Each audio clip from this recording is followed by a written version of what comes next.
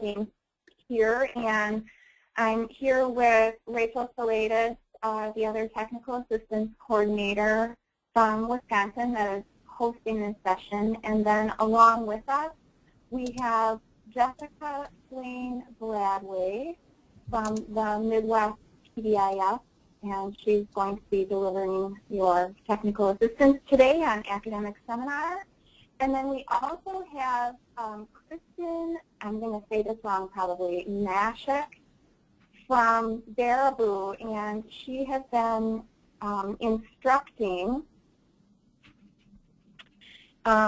she's been the instructor for Academic Seminar at Baraboo High School. So I'm really excited to have somebody local giving us some examples as well. I am going to take attendance, and I'm going to do show my screen in a second here. Okay, so I am showing my screen, and right now I have the registrants list up here. And what I'm going to do is I'm going to unmute people one at a time, and then have you tell me, if it's just you in the room or if you have a group of people with you that are on the attendance list.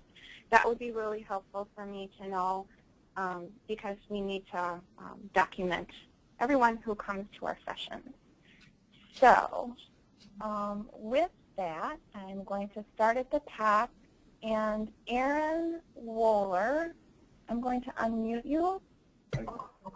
Erin, can you hear me? Yep. Okay. Are you there alone, or are you there with a group? Yep, it's just me. I'm alone. Okay, sounds good. Thank you. Delaney, I've got you unmuted. Are you there by yourself or with a group? I'm by myself. Okay, great. Thanks for being here. You said. Okay. Don? Yes. Got you unmuted. Are you there alone or with a group? There's one other person with me. Who do you have with you? Melissa Rogie. She's our at-risk teacher. Okay, sounds good.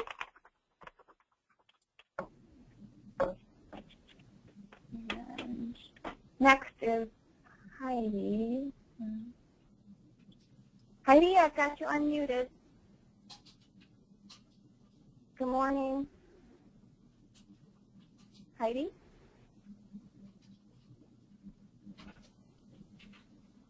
Might be having some audio problems with Heidi.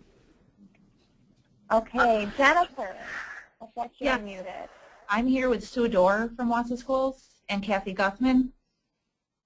Okay.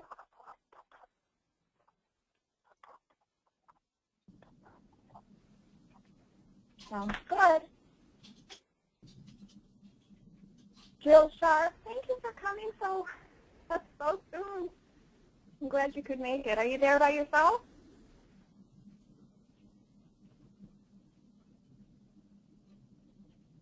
Jill? Might be in listen-only mode, perhaps. Okay. Catherine? Yes. You there alone or with someone else? I have Michelle Floriance, teacher. Okay. Great.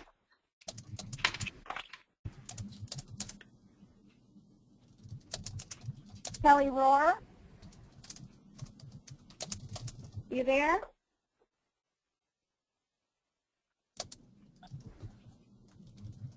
Okay, audio problems there. Chris Shannenberger-Grove? Yes, hello. Hi, are you there alone or with other people? I am here with 4 other people. Okay. And are they the ones who registered for the event? Yes, they are. Perfect. Thank you. Almost done here. I see Mary Calkins on there, and it says web, and I don't see an audio for you. So if in the question box or the chat box you want to just type in if anybody's with you, that would be great. And Sherry, I've got you unmuted. You have a group with you?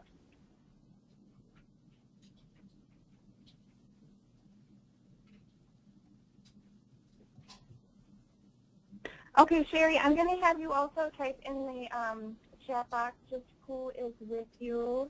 And I think that's everyone that was on the list. So I am just going to walk you through real quick. If you can see on my screen my menu bar that comes out from the side here, along this panel are some icons for you.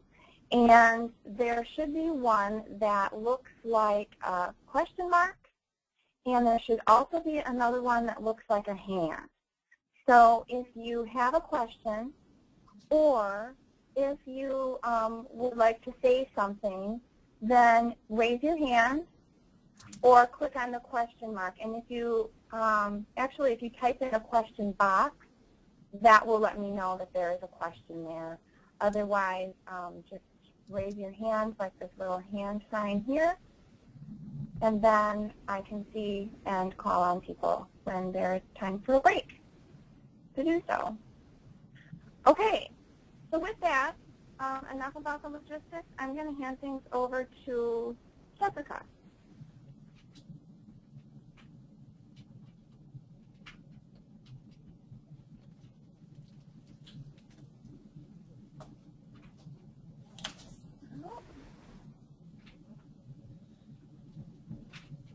So you need to take the mute off in order for people to be able to hear you. I am, just a moment, let me pull up my PowerPoint here. What's a different show? Please. So just in full disclosure here, I have my 3-year-old at home with me today, and he is sick. So I need a moment to get something situated here, and then I will hop right on here. But I have to take care of this little dude for a second here.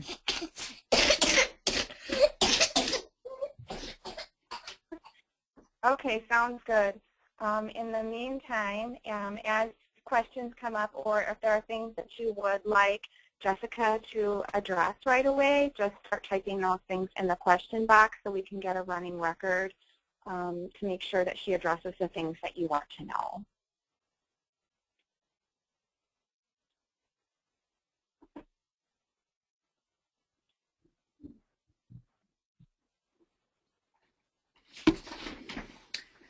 Okay, thank you everybody for giving me a minute here. Can you see my screen? Yes. Okay, super. Okay, so we're going to No. Did you click on show my screen? I know I changed the presenter.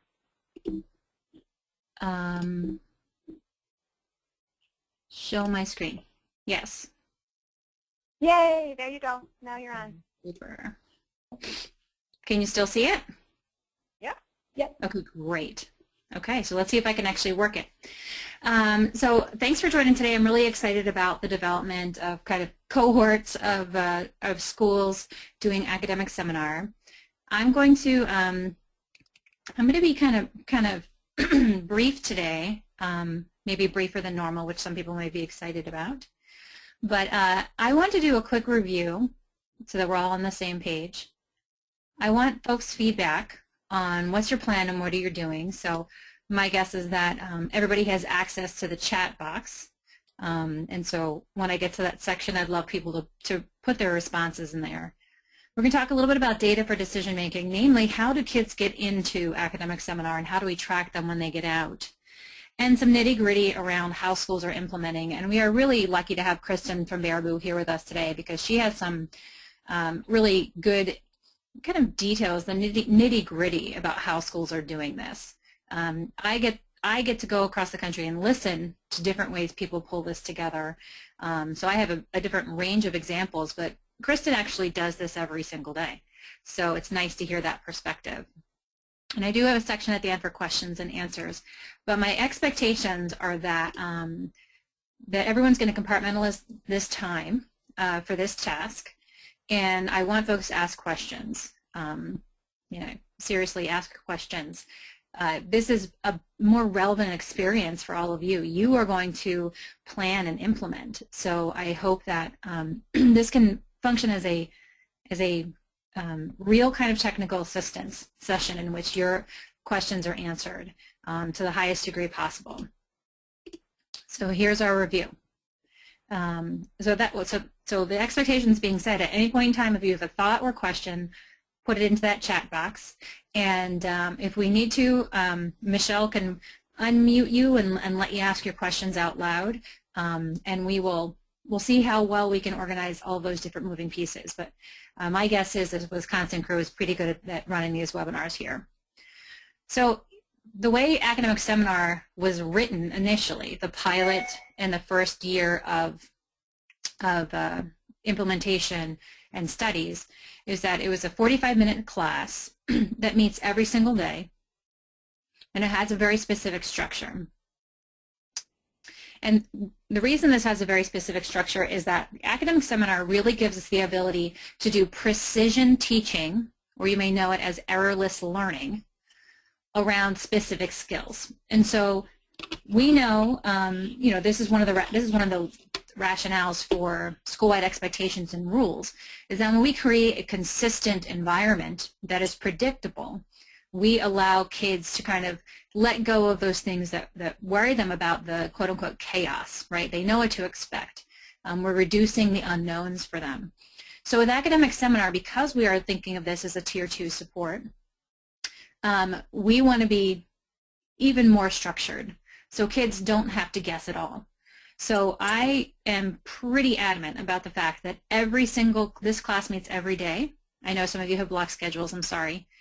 That there is a brief entry task every single day, to orient kids to the tasks at hand or to review a task from the day before.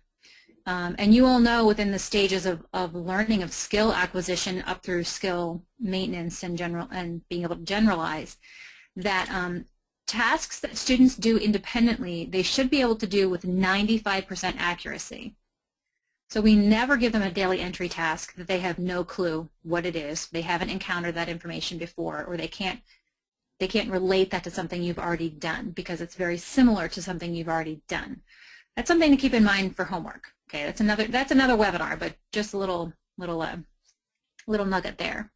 So after the entry task to orient kids to the task at hand, you have intense, explicit instruction. You can almost think of this as a type of direct instruction in which you are presenting not a whole bunch of things, but you're presenting one skill or one piece of a skill or a specific practice for that skill. Okay, so if you're talking about something like planner use, you're teaching the planner lesson, and you're being very, very explicit within that time, and it's not everything, it's not the whole kitchen sink, right? Following that is 25 to 30 minutes or the remainder of the time in homework completion, which is applying the skill that has been used. So an example I like to use is if Kristen starts the day with a daily entry task that says list your most difficult to easiest classes, put the most difficult class on the top of the list and your easiest class at the bottom of the list. Okay, that's our daily entry task. Now kids can relate to that because they live it every single day. It's not terribly difficult. You're orienting them. And what she does is she's going to logically link it to what she is teaching. So she says, well, we're going to do planner use today. We're going to talk about planner use. And the reason I had you list your most difficult to easiest classes is because those classes at the top, they're probably the ones where you need to pay more attention and be even more on top of it when you're using your planner, okay? So she's linking those things logically. Almost ad nauseum, she's going to create those links for kids. And then after she teaches the planner lesson, she has the kids get out their planners and identify the next thing that they have due. What do they have due tomorrow or the day after? You're going to circle that thing in your planner, and then you're going to get that homework out, and we're going to look at it. Do you need to use your planner to schedule additional time to get that done? Can you get that done now? So there is this logical link from start to finish of the day, the very clean package, okay?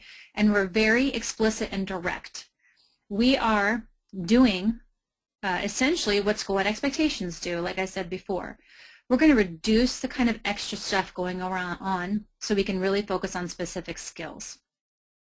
There is a curriculum. The second edition, I believe I passed on to Rachel and Michelle, and if not, please let me know. I'll send that out. And it will be posted on pbis.org. The second edition will be posted. Now, the first edition was just self-management organizational skills. Dr. Pinkney, whose name is on this PowerPoint with me because he has contributed a great deal to this, he started thinking about kind of teacher-pleasing skills. How do you teach kids these teacher-pleasing skills? And Kristen recently emailed me some examples of kids' work around how you earn teacher credit. And they were fabulous. And Kristen, I passed them on to Dr. Pinkney, and he loved them. So thank you. So academic seminar is very explicit. We want it to be every single day because we want kids to get that dose, okay? This is part of our discussion on eligibility. I'm going to touch on it right now. We do a really bad job at high school of matching the intensity of an intervention to the intensity of kid needs. We will either give them intense individualized support when they don't really yet need to be there, or we give them a little bit and we think it's going to take them a long way, okay? Academic seminar is more specific and intense than check and check out. Check and check out can be a layer to academic seminar, or you can layer academic seminar on top. So if you have check and check out in place already, you could add academic seminar. If a kid's not being successful in academic seminar, you can add check and check out. You may have several sections of academic seminar classes going on in your school. One of those sections may be all kids who are also on check and check out. But this is an additional layer, okay? And remember, we always think about our interventions, that continuum, as layering, which means that we have to kind of wrestle with those systems and those organizational structures that get in the way of layering. And we are going to talk about some of those details. It's important to remember that academic seminar addresses work avoidance, okay? Check and check out is more, has more of a focus on attention, right, to kids who are reinforced by certain adult attention. We see that in elementary school, very interestingly, it does not matter if a child's problem behavior is maintained by attention or escape. Check and check out can get us positive student outcomes. It's really an interesting thing. Adult attention is just that powerful for our small kids. It gets a little bit harder with our bigger kids, even though I personally believe that kids like adult attention when they get older. It's not cool to show that you like adult attention.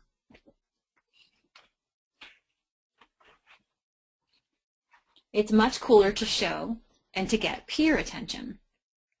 So if you were implementing check and check out right now, or thinking about it, hopefully through the course of this webinar today, you can really start to parse out groups of kiddos who would be more successful just on check and check out, successful with a combination, or successful just on academic seminar, okay?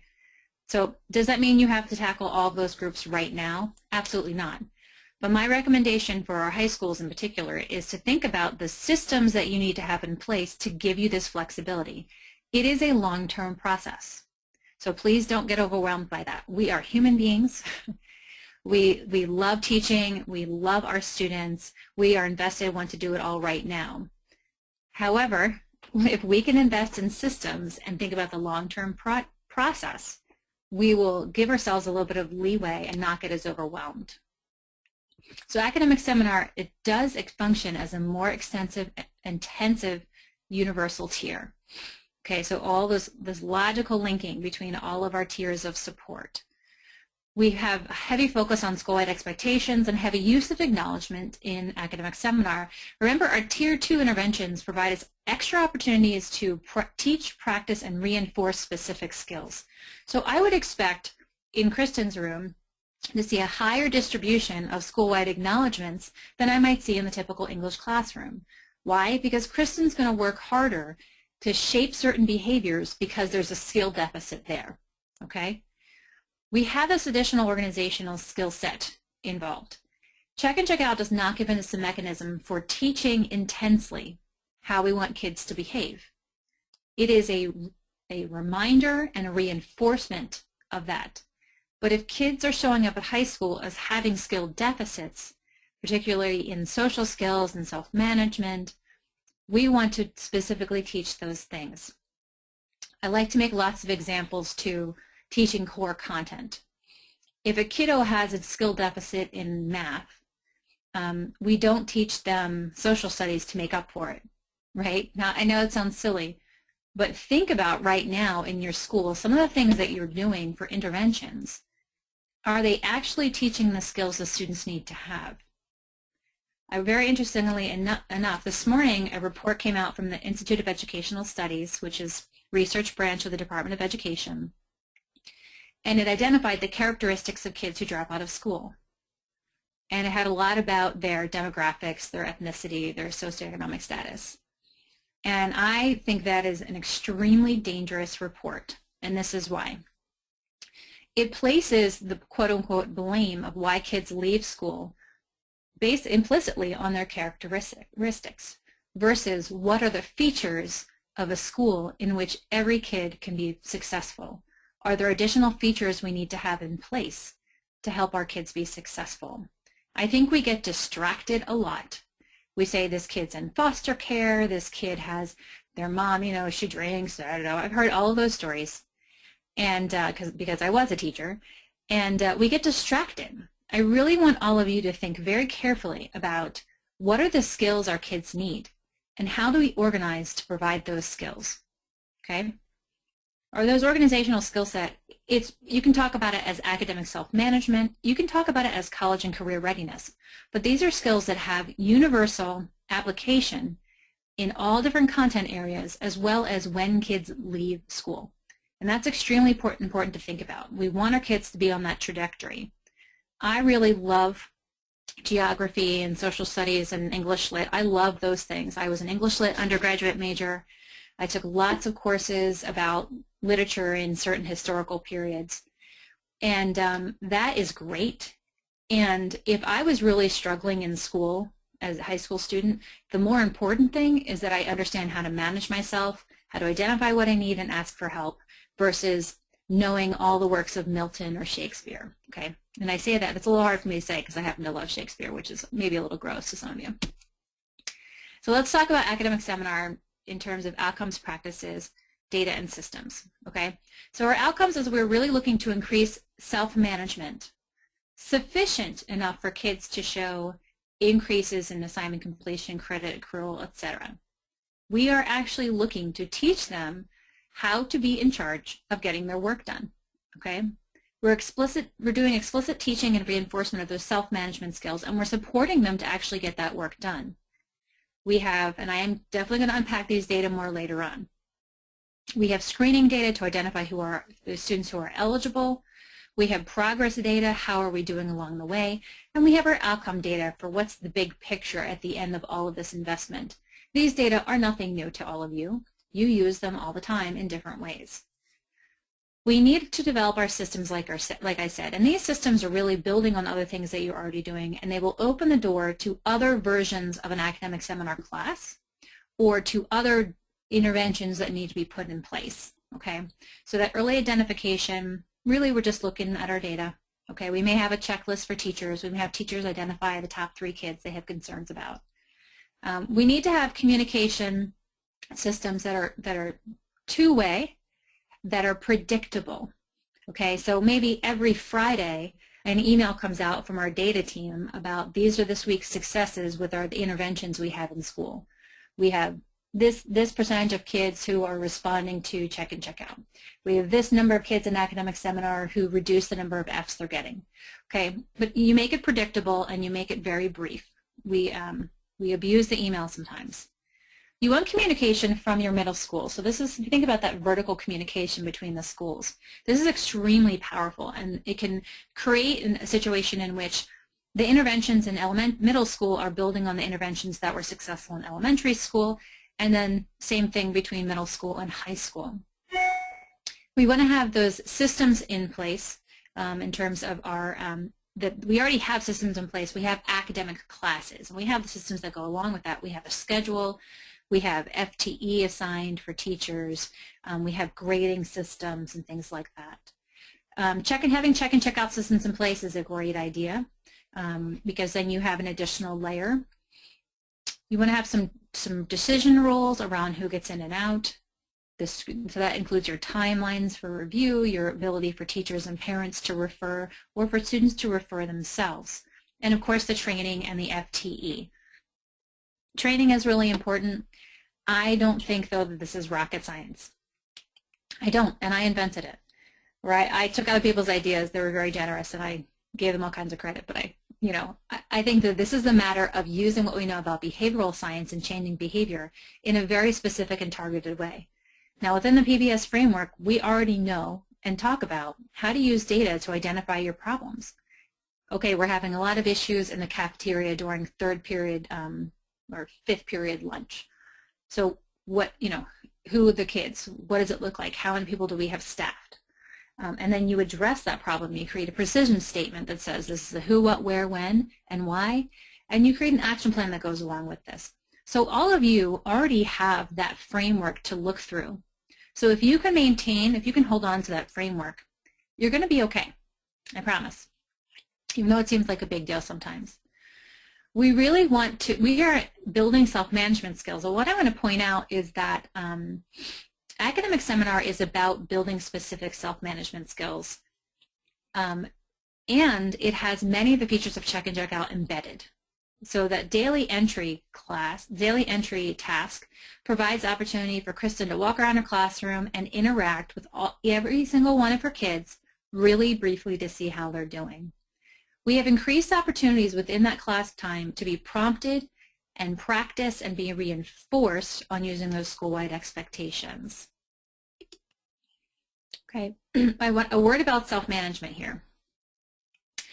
Self-management in my brain at this point, I'm pretty convinced that self-management is one of those things that will have, it's one of the smallest things we can do to have the biggest impact. And your resume may have gotten you that job you have, but your ability to manage yourself within that job is the reason you keep that job or you move up, you get tenure, etc. So in high school and middle school, my guess at this point is that one of the things we could build that would make a huge difference for all of our kids is self-management because it cuts across all content areas.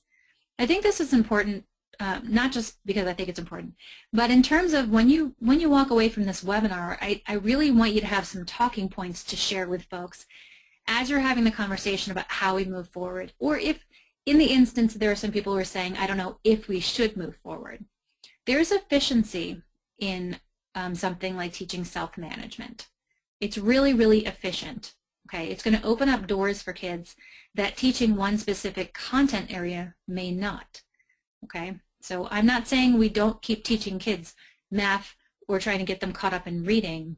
I think that there's a time where we need to shift the bulk of our attention to something that's going to be a little more utilitarian when they leave. If I don't read well or I have a specific learning disability, I can get books on tape. I can get books with a larger font. I can get books that are written at different grade levels. But I can't do that if I don't know how to do that, if I don't know if that even exists, and if I don't know how to advocate for myself. Okay, I can't identify what I need or where to get it, then I can't get those things. So I want folks in high school to start thinking about shifting access. Or curriculum, we should be thinking about access to curricular pieces. And we teach self-management and we work with teachers to increase access to the general curriculum. And if folks are interested, I talk a lot about differentiated instruction in high schools. And it is about increasing access for our kids. And that's something you can email me about. So I like this. So thank you, Michelle and Rachel, for putting this together. I gave you a little credit down here at the bottom. We don't have kids who are in a specific zone or kids who are at risk altogether. We have kids are all over the place. We're all over the place. So, some kids are doing great in terms of attendance, biology, their hallway behavior, and then we start going up into the kind of the green and red areas, and they've got different needs, okay?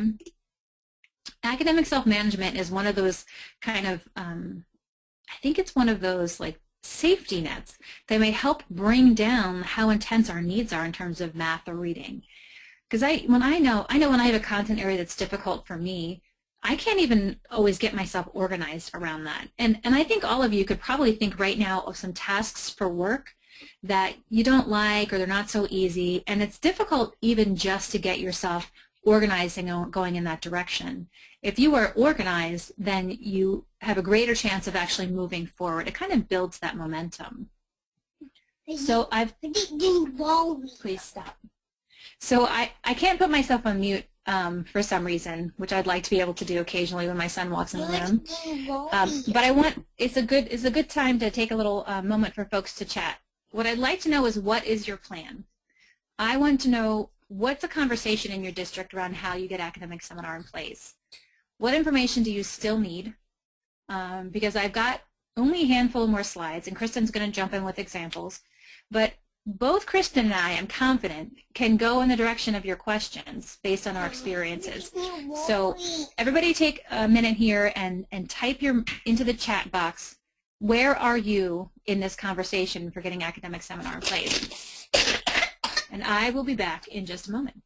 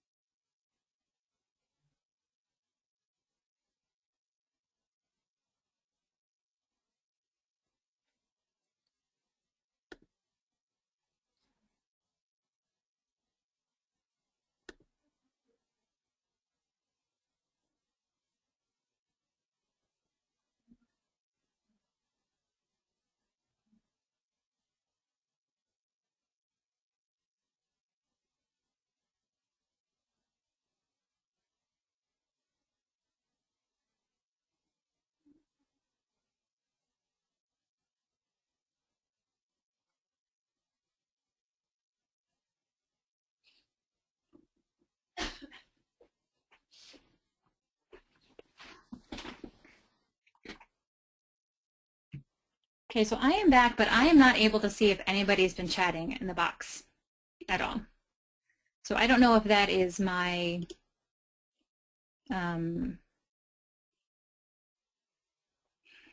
just my view. Jessica, Michelle and I can read questions, so as they come in, we'll just verbalize them for you. Would that be all right? That is super. I'm guessing nobody's written in there? They've written in the question box and not in the chat box. Okay, that's fine. That's great. I just can't see that. So we have one from Jennifer that says that the middle school is stuck on the schedule of, you know, like the logistics, when is it done, who would do it, those sorts of things. Mm-hmm. Kelly from Wausau East says they already have a 45-minute class in place, but is looking for a specific curriculum to make the best use of this time and get the best results they can from it. Great.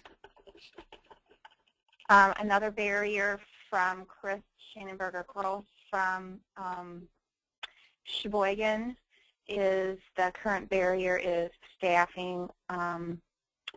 For example, they have a teacher, but they need an educational assistant, I think is what that meant. Mm-hmm. Mm-hmm. And she's also wondering about if districts are providing credit. Okay, good. Okay, is that all we have right now? If they still come in, if they keep coming in, can you just pop in and let me know? You bet. Okay, yep, great. You bet. So so for having, was it East already has the class in place? I would say that something using the academic seminar curriculum as a starting place is going to give you some structure and going to give you more bang for your buck. than trying to pull together different social skills lessons or self-management lessons from all over the place, because it's very, very concentrated, and it's just a handful of skills that are going to make a big, big difference for our kids. So I think that this is a smart idea. Revamping a class that's already in place is one way that schools have undertaken and kind of got an academic seminar in place. That's very smart because you already have a lot of systems in place already for that class. So that's a phenomenal idea. When you hold the class and who's going to teach it, as well as can you get an educational assistant, those are bigger systems issues. You want to make sure your administrator is on board, that you have supported the district. I do absolutely positively recommend giving credits for that class. I don't know why a kid or a parent would agree to taking a class for which they're not going to get any credits. And this is not a punishment. This is because these kids have potential. And I want that to be a big talking piece that you share and you talk about as you're getting this in place. We don't want this to be a class that's seen as the class where all the bad kids go or because you're dumb. So that means that from the beginning of this, you have to do a lot of PR around it. You have to be your own best marketing group. Kids who have potential are going to go into this class, and then we're going to grab the next group of kids who have potential to go into this class. And there are going to be kids who repeat the class and maybe stay in the class the whole time they're in high school, because I wear glasses. I'm going to wear glasses every day for the rest of my life, and they're going to get thicker. And and if you have something, if you have an autoimmune disorder, you have diabetes, you have et cetera, those are things that you will need support for your entire life. So it may be that self-management and this academic self-management is an area that our kids are always going to need. So credits, I've seen schools, districts do it in terms of an elective credit. I've seen them primarily an elective credit, though some of them have been able to look at kind of state standards around college and career readiness, or even some literature pieces, and say we're going to give a credit in that area. So that's a district conversation that needs to happen, and you can't be afraid to do it, because if this was not an area of need, none of you would have, you probably all had an idea like this before you even thought about the formalized academic seminar. You just knew that there was more your kids needed to be supported there. When the class is held, I think it's really important to do this first period.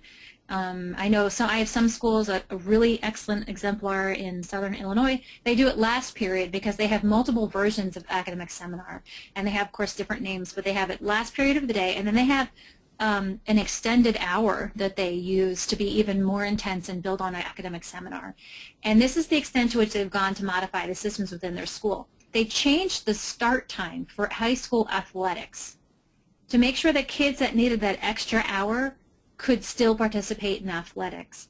What they did is they gave the kids who are after school for athletic practice with different sport teams, they have 45 minutes in the weight room with supervision, or they can do cardio, they can do different things for conditioning during that time, while some of their teammates are doing that extra period within the day that they are getting credit for.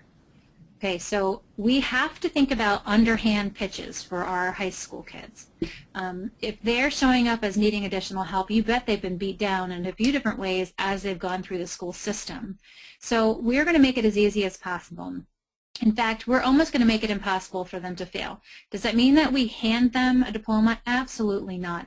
But we're going to provide lots and lots of opportunities for them to learn and practice the skills they need and be reinforced for the skills they need. Okay, we're gonna meet them where they're at and bring them along with us.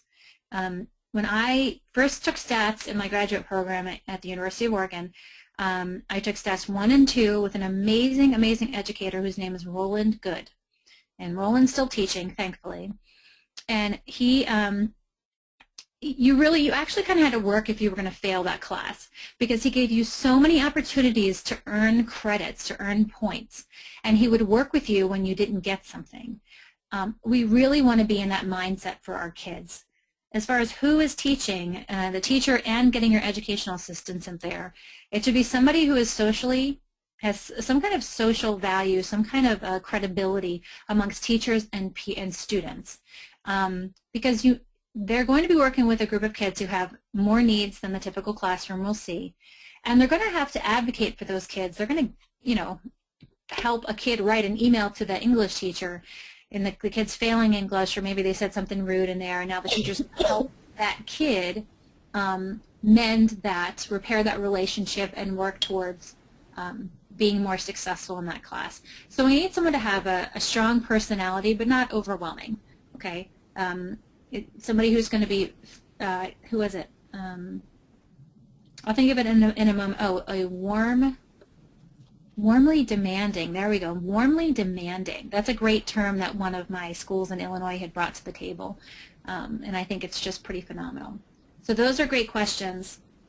I mean, those are great kind of where you are in this whole thing. So think about if you're in a place where you're still trying to modify that you're having those district conversations. We're going to modify the schedule. We want to get credit in place. What are your talking points around how to get this there? Okay. So here, let's talk about how some schools are doing this. Some schools are creating, you know, an academic seminar approach and linking it to their school-wide expectations. So in every class, every kid is required to use a planner. Every teacher is required to have a daily entry task. They are reinforcing, they're teaching and reinforcing some of these things we want that we're explicitly teaching our kids more intensely in academic seminar. And then they're also adding on the academic seminar class itself. We don't pull kids out of an environment and fix them and put them back into that environment. That's not how this works. That will never work. You know, we could heavily medicate everyone and then send them back out and they could just be zombies. But we need to think of this as academic seminar builds on what we already have in place and links very logically. If all the kids learn how to use a planner the first few weeks of school, all kids are required to use a planner. When they get to academic seminar, you can strengthen that skill set, you can reinforce that skill set, and you can move on to the next skill set that they need. Okay, so think about how we link all of those pieces. So here's some information about eligibility.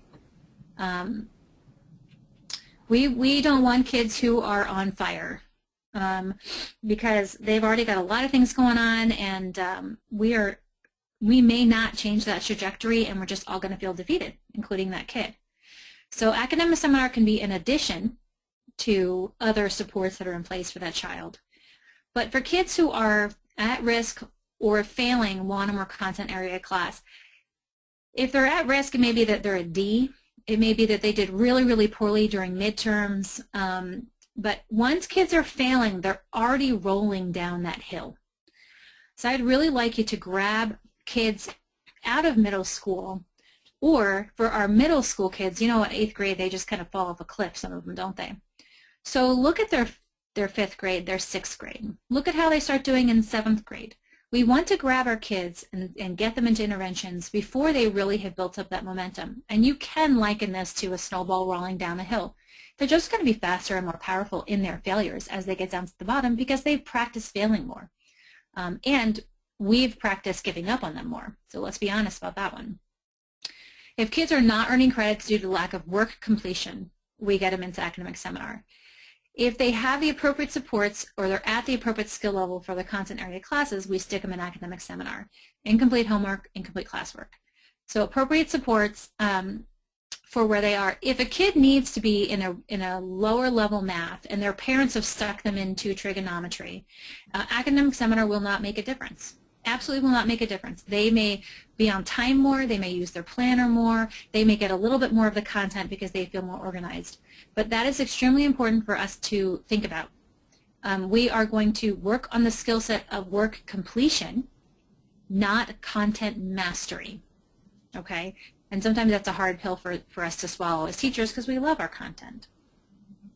Kids who could use additional supports organizing, you know, they're just kind of a conceptual mess. They find at least one adult reinforcing, not kids who are in crisis, this is not, obviously you know that. Or you might find that you have kids who have organizational self-management goals in their IEP. And in that case, this may be a good fit for them. But I would like to stress that, you know, PBIS is not for kids who have IEPs. It's for all kids. And our supports need to follow a response to intervention model. So all kids go within whatever classes and supports that they need. Okay, so when you're looking at your list of potential kids, you can look at grades, also why they are failing, credits, their attendance. If they're never in school, don't put them in the classroom and think that they're going to show up. Okay, we want to get more information about why they're not in school. If they're getting minor referrals for tardies or disruptions or things like that, no big red flags. Okay, we want to set kids up for success because the bigger hills are simply harder to climb. So I wanted to ask Kristen if you could jump in and share some information about how you and your team selected kids to get into academic seminar, because I think that would be a really helpful example for our attendees here. Yeah, absolutely. Can you hear me okay? Yes, great. Okay. So we looked at grades from their 8th grade year. In 8th grade, they do standards-based grading, so it's kind of tricky. So we just looked at those that had 1s. We also looked at the students who were getting 2s and just put them on the list as well for screening them further. We looked at attendance and to see why they weren't showing up. We looked at their dues score. We got teacher recommendations from all of their middle school teachers, and any behavioral data, whether it be social, emotional, or true behavior, and we looked at that. Based on all of that information, we compiled them into 2 groups, whether it be academic seminar or more at risk. Great. That's really good. I like the fact that you guys looked at not just, so what's the scale for their, you said a 1 and a 2. What's the highest they can get for those? Highest is a 4. So okay. 4 is advanced, 3 is at grade level, 2 is struggling. They need a little more help. They're not quite there, and a 1 is lots of difficulty. Well, that's really great that you included both of those, because you are setting up the opportunity to catch kids before they really start falling down in high school. Because if middle school is a place where they struggled, they're going to really struggle when they get to high school. Oh, so yeah. That's great. That's great. And I love that you put them into 2 different groups. So you could really have kind of an honest conversation about the proportion of kids that are coming to you that have a little bit of extra support needs and have a lot more support needs. That's a really smart way to be thinking about how you build your systems around that. That's great. Thank you. Okay, when we're monitoring, Kristen, I'm going to ask you to share with you about monitoring in a second as well, if that's okay. When you're monitoring their behavior, yes. Hey, when you get a chance, you can look at the chat box. I posted all the questions.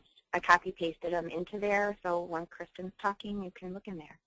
Oh, super. Thank you. That's so helpful. Okay. Sure. Good. I will do that. I'll do my thing and then read. I can't do both at the same time.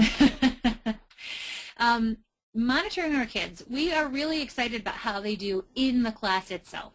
How are they doing in academic seminar? Are they participating? Are they getting their work done? That's great. What we actually really care about is how they're doing everywhere else in the school. If there isn't a translation between those 2, that means that when we're teaching an academic seminar, we're not getting close enough to what they're experiencing when they leave. Okay, so people talk about generalization as if it's something that just happens. That is completely false. Generalization is based on the range of experiences we have that give us the ability to extrapolate. 1 or 2 experiences do not give us that ability. Okay, so we want to make what goes on in academic seminar as real to what they do in the rest of the class, rest of the school day, as can be. That's why having them complete homework from another class and using the skills they've just learned is a really great way to pull all of these pieces together. We want to look at their midterm and semester grades in all classes. We want to look at their attendance, their discipline, and if they're participating in check and check out, we want to look at those as well. Why? Because check and check out is a proxy for how we think they're doing in other classes. It's not the end goal. It is a little bit more information. So please don't look at check and check out data and they're doing great and think that's it. Okay, there's more there. So we want to look at all these things fairly regularly. I worked with teachers who had twice a month grade conferences where they actually pulled these data for kids and sat down with the students during homework completion time and sat down with them 1 at a time and went over their attendance, looked and saw if they had discipline, pulled up the grade reports and the assignment completion reports from the other websites, from the teacher websites. So think about that for a second, because if kids are going to check their grades, which you want them to do, and you want Academic Seminar to be a place for them to learn and do that, then teachers have to have their grades and their information entered on a regular basis by a certain day each week in order for our kids to do that.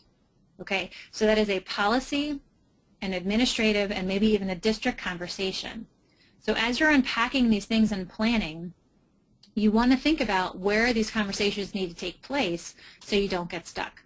So Kristen, I'm going to ask you if you can jump in and talk about how you monitor your kids' success and their needs, and I'm going to read in the chat box. All right. So we have common grade checks for the entire school at the 6-week grading period and 12-week grading period. We have semester grades. So we pull one at week 6 and another one at week 12 for the whole school. So with those polls, I know that everything is current and up to date. Me personally, I pull grades every week for the students. I print off their grade sheets, and I will go through and highlight in pink the F's, and I highlight in yellow the D's, because I tell students you want to aim for C's and above, because if you have a few missing assignments or you really bomb a test, then if you're at a C, it's not going to go down as much, whereas at that D, you would sink down to the F.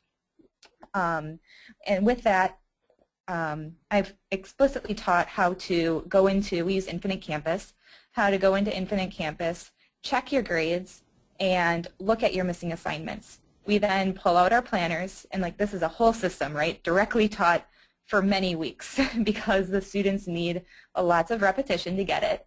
But now they're in the habit, they get their planners out and they write down if they have missing assignments. A lot of students say that they've turned in their missing assignments, but it's not updated in the grade book. So then they make a note about that in their planner. I need to talk to this teacher about this assignment because it is done, but it's missing in the grade book. Let's see, I make graphs for the students as well, and we graph their progress with their grades. And so that's something that I do, and I show them as a class how much they're progressing and how much they are progressing compared to the freshmen last year.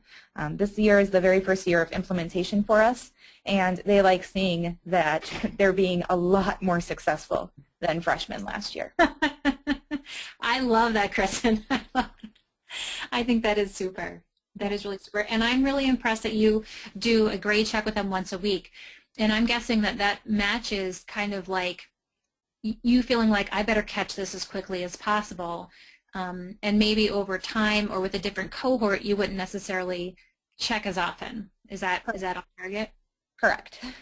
Good. Okay, so everybody, I'm pointing out because Kristen is matching the intensity of what her kids need to what she's delivering within the class.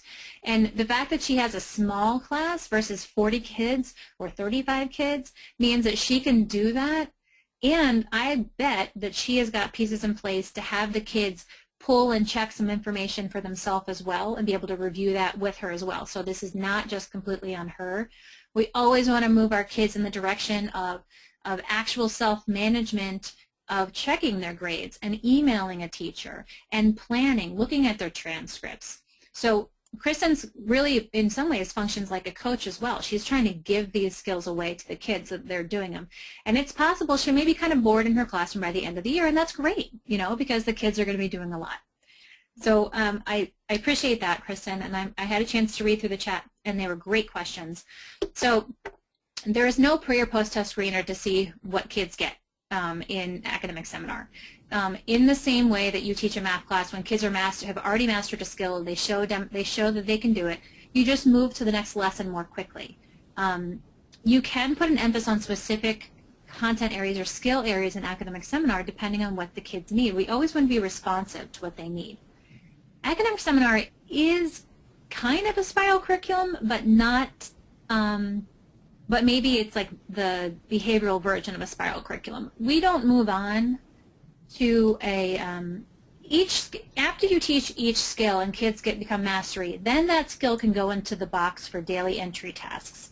Okay, you get that? So kids have demonstrated fluency, now I can use that skill and some practice around that skill as a daily entry task. So in that way, we keep coming back to certain things, but we don't move on until they're at mastery. So think about math. It's really damaging for later on if we move on to multiplication before our kids have mastered addition, right? So we want to be fully aware of the stages of learning from acquisition to maintenance and generalization, okay? I do have experience with schools using academic seminar for all kids in a grade level, all ninth graders. Mimi McGrath-Cato and Bridget Flannery at University of Oregon have taken elements of academic seminar and turned it into a freshman success class. And that's how Kristen and I met, because Kristen was an exemplar with Mimi and myself at the forum. And she was able to share what she's done, and Mimi shared her freshman support. Also, the state of Florida and I believe the state of Maryland use their PBS Technical Assistance Center promote the idea of academic seminar for all ninth graders. It's a great approach. You're really going to help, and you're going to not only help a whole bunch of ninth graders, but be able to identify kids who are not, who need more support, because you're giving them this explicit instruction. I do recommend this curriculum is done in one 45-minute setting, because I don't think that if a kid has a few different 15-minute check-in periods that they have the amount of time they need to uninterrupted concentration on the skills. If my exception to that is if every teacher in ninth grade is teaching the same academic seminar lesson, if they're embedding the same lesson into their content every week, you know, that's a good way to disseminate that to the whole group. But I would not take a group of kids I've identified as having needing strategies to the tier 2 level. I wouldn't take that group of kids and say, we're going to give them 10 minutes here, 10 minutes here, 10 minutes there. I think that's not enough time for skill development. And I want you to think, if you had 10 minutes in dosage or 15-minute dosage of something that was really difficult for you to learn, would that give you enough time to wrap your brain around it? And, you know, would that be sufficient for you? So for me, I think about like some of the statistical stuff that I do. I happen to love stats, but it's also very, very hard for me. I typically need to sit down for several hours at a time, no less than 2 hours, and really be able to look at that and get my brain on it. So hopefully what kids get is the first period of the day, they get this intense teaching around academic seminar, and then they actually get to practice throughout the day using those skills. They're using their planner in different classes. They're asking those questions in different classes. They're earning teacher credits through specific teacher-pleasing behaviors in every single classroom. So they should be able to practice those things, and if we teach our entire staff what's going on in academic seminar, if Kristen's sending out news flashes, emails at the beginning of each week saying this is what we're working on in academic seminar, this is what you can expect from the students, teachers can reinforce that. So I would really think about a dosage and think about a concentrated effort first period of the day. So kids get half credit each semester as an elective. It's a huge benefit to get support for kids. We meet first period. Super. Making sure kids have breakfast. I love it. I think if you can get teachers from each core content area and it's not a disruption to the flow of that class, that's great. Another solution to that may be to have someone like Kristen in charge of the class and have core content area teachers kind of cycle through as a second teacher in that classroom, as an additional help in that classroom. So for example, every Wednesday, our math expert teacher is going to come in and help students. That does a few different things. It helps build Kristen's knowledge specifically around that content area so she can be more supportive. And Kristen might just be a math whiz, and I don't know. But it's just my example. But it also makes sure that there is real consistency there. Think about the power of building these positive relationships. Kristen's built positive relationships with those kids, and she can model for other teachers what that looks like and how the kids respond. It's also a great way to build positive PR for this class. The teachers come in, they have a really good experience, they leave, and they say to the teacher next door, you should try to get on the list and go in there once in a while. Now, that there may be restrictions around that in terms of scheduling, but think about this. Can you get a substitute teacher to come in once a month, once a week and move from class to class to let those teachers get in there. That's kind of a workaround in terms of the schedule. Thoughts on class size? Thoughts on class size? It's an entire semester. Let's give kids a full all that momentum of the 16 or 18 weeks. It is, I would say 15 to 12 kids, kind of be the maximum for that. Students are graded. We're going to give them actually a percentage grade. We're going to give them a, 1 to 100 or 0 to 100. I wouldn't necessarily do pass-fail because other classes aren't pass-fail. We want them to be able to kind of make this as real to the other classes as possible. So what are some other questions? We've been kind of talking about how people do this, and I didn't realize what time it was. Sorry, my screen, oh, there it is. It's on the screen even. But what I want to point out, the last thing I'm going to point out, and then folks can hop off or ask more questions here if they want to, is that we want to hold on to the core features, okay? And these are the core features we know about this school-wide PBS framework in general. Around Tier 2, we do intensive teaching. We logically link to what is already going on for them in the real world and the real work. We keep it aligned with the rest of our school-wide framework. We match that intensity of intervention to the intensity of needs. We give these kids real time to kind of revel around, kind of roll around in these skills and get really full of self-management. We use our data to get kids in, monitor, and get them out. And we consider layering as much as we need to. We do not throw in the kitchen sink. We're not adding everything we can think of to this intervention because it will dilute it to a point of being ineffective. So those are the big pieces. I want to respect people's time and let them go if they need to go, and I can hang on and answer more questions as needed, and maybe Kristen can too, I don't know. Yeah, I can hang on, that's fine. Super. And I also have my presentation that I can share with some of our data to show, because it is great data of how well it's working. Kristen, would you like me to switch you over to share your screen? Sure. And then you can show some of your slides. I do see one more question popped up, so I'm just going to ask that. Please share the information regarding the effectiveness of academic seminar. What does the data or research indicate? And Jessica, why don't you take that, and then we can look at the data and the other information from Kristen. Okay, well, I will pull up another PowerPoint that shows data from some of the schools that did this for me first. So just give me a second here and I can actually pull up real data. School, Tier 2.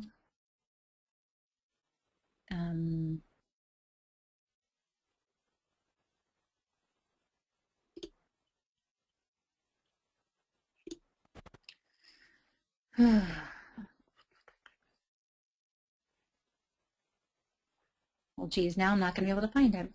Okay, I'll put Kristen on and you keep looking. That would be great, thank you. Thank you. All right. One so there. The ball Darwin. I gave you the screen. All right, did it work? I hear you. I do not see your screen. There's also a button you might have to click that says show my screen. I can actually see it. Oh, you can? Uh-huh. All I can see is a black box.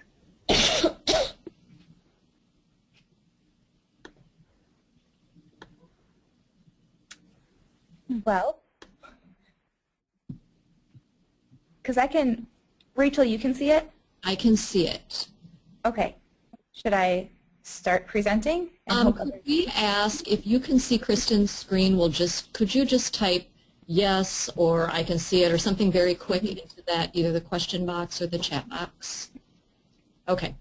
We have Jennifer saying she can see it, Marlene, Kelly, so we're good to go. I don't know, Michelle, what's going on your end, but it looks like everyone else can see Kristen's screen. Okay. So the reason we put Academic Seminar in place was because we saw a huge a bad pattern of freshman failures. So looking at this screen, you can see our semester 1 and semester 2 of last year, and this data was pulled immediately after the grades were sent out. So we did have some, if you look at grade 9, there was some credit recovery done. That data is later on, but right after the grading period, after semester 1, we had 9th graders and they had 213 Fs. And it's not a big class, it wasn't a big class size. I can't remember the numbers, but there was a lot of failures. I already talked about the selection process, and Jessica has talked about the purpose of academic seminar. So I'll just go to what we had. This is what I share with my students. So you can see last year compared to this year, this graph does have the credit recovery from the last year's freshmen. So you can see that already this year the freshmen are more successful, and this is the current freshman, 2014-15. This data was pulled immediately after grading period. So yet again, we'll have some credit recovery, and I'll get those numbers later on. But the numbers dropped by about half of the failures, and that's not even in credit recovery period yet. So then I pulled data from the past 6 years just to see where they're at. And you can see that they've done well. And without this support, looking at where they were at in middle school, the data wouldn't look like this by any means. So even the freshmen themselves this year have said, how come all freshmen don't get academic seminar? Because we do only pull a certain amount of them that truly do need it and will benefit from it. They said this is just good information for all freshmen. So we're looking at ways that we can expand it and somewhat expand the curriculum, but that's later to come. So again, it just provides, I'm the main teacher of it, so it just provides that consistent supportive adult that does provide that structure to structure, just like Jessica was talking about, explicitly stating how you use your planner. Students have even said, it's funny that you're teaching this because we've heard this already, but we just don't do it. They said, well, why don't you do it? They're like, well, sometimes we don't get it, right? So one of the lessons is about how to ask a question. And the kids legitimately, they never thought of that before. Like, how do you ask a good question so that you get the response you want? Because 9 times out of 10, these students are getting the answers that make them more confused than help them. And they admit that they get more confused after they ask a question, so then they just don't ask their questions. We do set goals in the class. So every student, I have them use, we use Google at our school. So they make a Google form. And this is an example of one. So this student, actually, she set a really ambitious goal for her, but she can do it. She wants to get all A's in all of her classes. Before, she was a C student. After last semester, she increased her grades, and now she wants all A's. And so her objectives are here. She wants to pay attention to what the teacher is saying, turn in homework on time, ask for help when needed, and study her materials. And you can see just from this that she needs to work on studying her materials. But I will conference with students on their goals. We cycle through, so probably about once a month I meet with them individually and we look over their data. But as a whole group, I tell them what they should be looking for. You should be seeing progress going upward and getting more 3s and 4s than 1s and 2s. We also sort the data differently so they can see the dates and what grade they gave themselves based on those dates. Here's another example, and this is what the form looks like when they fill it out. So this student wants to get at least a C in algebra. So this is more specific that their biggest struggle is algebra, and they want to get a C by the 6-week grading period because that's when we review all of the goals and we make new ones. So he's going to ask questions if he doesn't understand something. And then also they are supposed to put what that looks like. So he said raise his hand even if he doesn't want to, talking one-on-one with the teacher. He wants to take notes and what that looks like. His notebook is out and he's following along with the teacher no matter how frustrated he gets. This was a student that would shut down. He'd get frustrated and just shut down and put his head on his desk and refuse to talk. about anything or to anybody. Nobody could get him out of it. And he's made huge progress on that. He's come so far. And he also wants to turn homework in on time and don't put it aside and do it when you get it kind of thing. So those are his little help notes. Here is, we do also some check and checkout. And this is an example of a student who was struggling in a lot of classes and was getting a lot of C's and D's on his check and checkout sheet. This is one just from this week. We saw a lot of D's coming from construction, and we saw a lot of D's coming from driver's ed. He would get confused, he wouldn't participate, he wouldn't speak up. In Read 180, he would not read his book, he wouldn't read aloud because he was a struggling reader. This is a student that has a lot of difficulties in school. So now we are starting to see him pull all A's and B's, and this is a note that says that he did his reading today, which is huge because that was an activity that he would refuse to complete. Again, though, because all these scores are now looking great, it doesn't mean that he doesn't need the supports. There is so much more that he does need, and I actually just found out this week that he cannot read cursive. So all the teachers who were writing their notes in cursive and he wasn't copying them was because he could not read them to write them down for himself. So there's always more layers to the onion. Here is just an example of his progress as of February. So you can see he's right at that 80 mark line, but still we're not going to take him off of check and checkout because he does need it, and it does help him. So we're going to continue up because we want to see him go even further up from that 80%.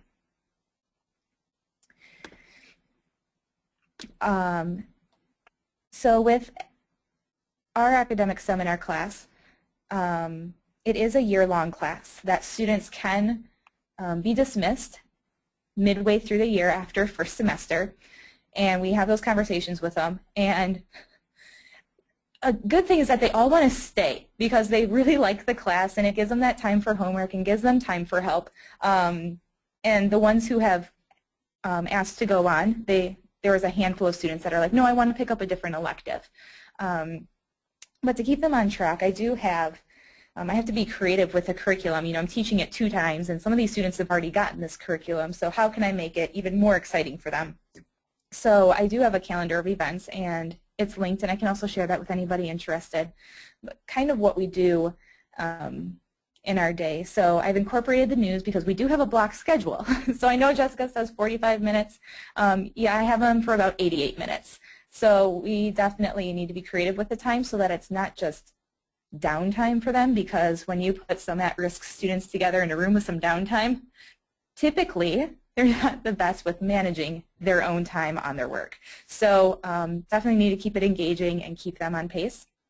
And this is one way that they can just see what's going on for the day. If they miss a day, I encourage them to come here and they can check out what we did.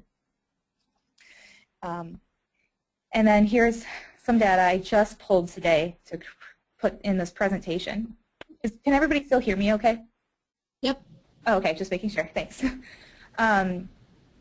So these are all of my classes that I have, and the number and the letter grades that they're currently receiving. They have taken 2 math tests and 1 biology test just within these last 2 weeks, so there's a lot going on. But my 1A class has some new students. There's all except for 3. All except for 3 are new. And in my 2B class, all of them are new students. They did not have me last semester. So this is interesting to see. The students who did have me last semester and the students who didn't have me, and there's a reason why these students were placed, is because we missed them somehow in our data. We should have grabbed them, or maybe they didn't meet the criteria and now they do, so we want to make sure that we support them. So you can see my 2B class and my 4B class have the same number of students. So looking at purple and the light blue color, you can see my 4B students here are pulling more A's, which is great. My 4B students are pulling more B's. They have a little bit less C's, more D's, but here is the dramatic difference, is that my new class has the highest number of failures, but it's also one of the lowest number of classes for students. And you can compare it to 4B of where they're at. My 2A class is my highest group. I have one new student in there, but they have the highest, for their grades, for the class size of them, they actually have a lot of A's. And they also have a lot of S, which we're addressing. So it's eye-opening for them, and like encourage them with this data to retake their tests. Those are the biggest part of their grade. Get in your missing homework. And what's nice is when I show them this, they're like, oh, we need to, get our work done and get caught up. So they are motivated, and that's what a lot of them say, is that they actually care about school now, and before they really didn't care about school. So I just, yes. Kristen, this is Jessica. I wanted to ask, first of all, these are super data. I always get so excited when you share them. And I wanted to ask, are there discussions now going on at the school-wide level about how to do more in the content area classes versus just assuming that Academic Seminar is obviously making a big impact here, but is there conversation about how to kind of either differentiate instruction or give kids better access or things like that at the universal level? That's something that I have brought up and we do need to talk about. We haven't discussed it in detail, but there is a lot that needs to happen at the universal level, because when I see a lot of my students and their Fs are coming from English or from algebra or from biology, that's not a tier 2 thing, that's a tier 1 thing. So what are we going to do at that universal level, at that core, to help support them? And what do we need to do within the classroom, whether it be pieces of Academic Seminar or restructuring how the curriculum is taught? Yeah, so we are starting those conversations. That's good. Good. I love that. I think that happens a lot for folks. They start seeing the impact and realizing there are other things they could be doing. So I'm happy to share the data, kind of the group data, to build on what Kristen has shared. And I also want to make sure we can get to any additional questions that are there. Okay, I just passed the screen on over to you, Jessica. We've got 6 people still here with us. And so I do not see additional questions. Okay, great. Other than the one about the success rate or the data that you're going to show. Okay. So can everyone see my screen? Yes. Yes. So I think Kristen's data were great and very compelling. And these are data from the first 2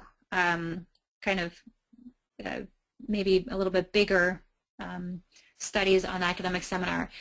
We have not had any large-scale studies, which is part of why I agreed to meet with everybody, because I really want schools' data. I want your pre-data, I want your post-data, I want to know what you're doing, because Academic Seminar has been out since 2009, and it hasn't really picked up speed in too many places other than where, like Florida and Maryland, where their state PBS people took it and just said, we're all doing this. And they have other folks there that kind of own those data, so to speak. But if we look at this, these made-up school names, even though they're real schools, I just made up the names, we had about 75%, 60%, 95, and 90% of kids being successful each term. And successful means that their grades were on track, they were C or above, their attendance was on track, they were not getting office referrals and things like that. They had to be in a trajectory to graduate. And then we have a percentage of kids who repeated the class, and then the percentage of kids requiring additional supports. But I want to point out a few things why groups were very successful. So Cantor is an international, World is an international baccalaureate school. The kids self-select to go to that school. Academic Seminar is the only support available at all in that school, and if you're not successful there, you just are asked to leave. So the percentage of kids being successful is kind of a no-brainer. Those kids are already pretty much set up to be successful, and if they can't be, they go. They just transfer to a different school. At Cantor, they have 90% of their kids being successful in Academic Seminar each term because they are really, really good at differentiating instruction and giving kids access to content within the classrooms. I think that probably high school teachers learning how to go kindergarten, as I like to call it, may be one of the most important things high school teachers could learn how to do in giving kids access and supporting their success. Because in kindergarten, we give kids lots of opportunities to interact with the content. we're constantly giving them opportunities to interact and show that they can do it and give them support and practice. Ingenuity, not really good at differentiating instruction. Archibald a little bit better. But for me, it was really important to get a grasp on what was going on when they left.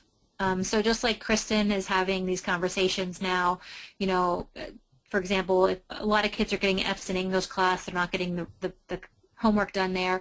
What is it about that class? You know, because it's not the kid characteristics are what we get to work with. In some ways, their skills, but it's the environment that's going to move them forward or keep them back.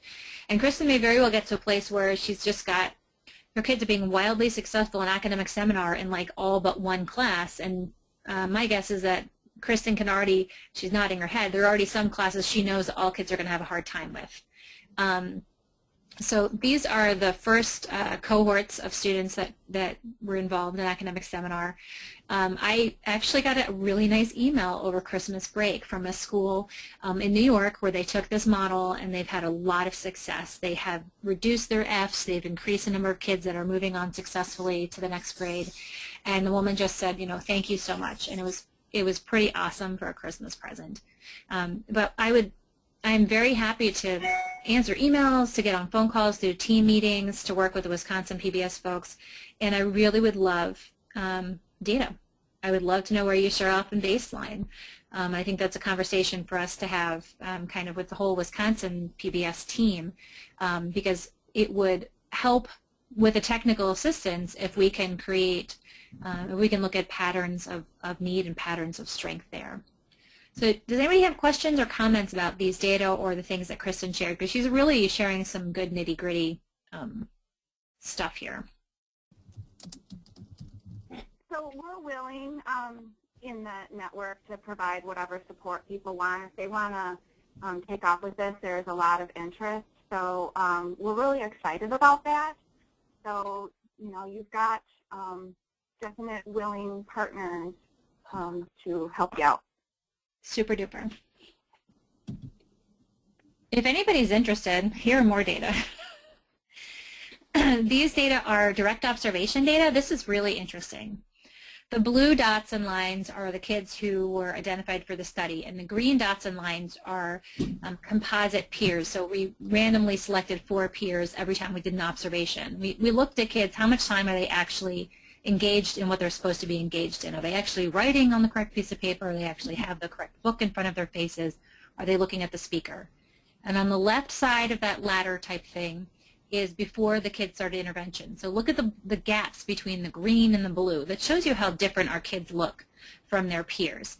Now, our third kid there from the top, Malcolm, he doesn't look terribly different, and there's not a lot of green comparison dots. But the other kids have some pretty distinct differences. When you look on the right side of that straight ladder line, that's after kids started the intervention. And look at the overlap between how much they're paying attention and how much their peers are paying attention.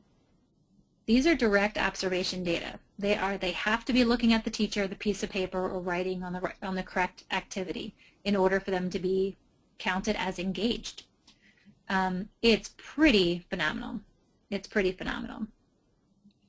So that's all I have from my end. I hope that folks got what they needed out of this and can, if there are any additional questions, Rachel can send those on to Kristen and I. I appreciate the chance to speak with everybody today, and I'm looking forward to next steps. Thanks so much, Jessica and Kristen. Great information. I'm really excited to see where our wonderful schools take this. We'll stay in touch. All right, thank you. Hope your little one feels better. Oh, thanks. So if anyone has any follow-up questions or comments, if you want to email them to me or to Michelle, we will